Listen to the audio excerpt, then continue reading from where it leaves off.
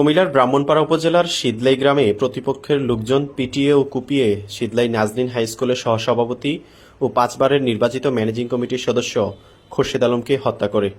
2018 সালের 8 সেপ্টেম্বর এই হত্যাকাণ্ডের পর বিভিন্ন কারণে সুষ্ঠু বিচার থেকে বঞ্চিত হয়েছে বলে দাবি করছেন পরিবারের সদস্যরা। এই হত্যাকাণ্ডের ঘটনায় সুষ্ঠু বিচারের দাবিতে রোববার কুমিল্লা প্রেস ক্লাবের সামনে মানববন্ধন করেন নিহত খোরশেদ আলমের স্বজনরা। আমার বাবাকে খুন করা হয়েছে 2018 সালে।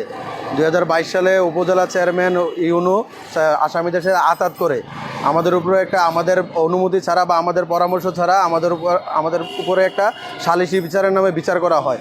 সেই বিচারে আমাদের উপরে একটা রায় চাপিয়ে দেওয়া হয়, যেটাতে আমরা কখনো সম্মত ছিলাম না। আমার 2 কাকা আছে আমার 2 সাইডে।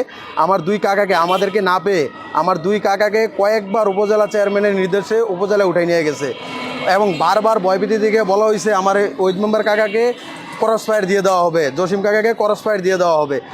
তারপরেও আমাদের রাস্তায় অবিচল ছিলাম, কিন্তু অনেকবার আমার কাকাকে উঠাই নেওয়ার পরবর্তীতে আমার আম্মার কাছ থেকে জোরপূর্বক সাদা ইসলামের সাইন নেওয়া হয়েছে, যে সাইনকে এখন আসামিপক্ষ পুঁজি করে এখন কোর্টে উপস্থাপন করতে যাচ্ছে, যেটা আমার বাবার বিচারের বাধাগ্রস্ত হবে বলে আমরা মনে করতেছি।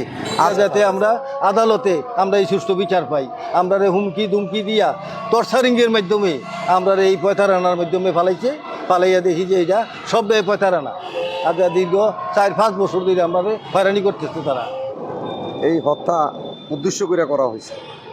আমরা আসলে নিরহ মানুষ হিসেবে তারা ক্ষমতার প্রভাব দেখাইয়া আমাদের অনেক হেস্তনস্ত করছে।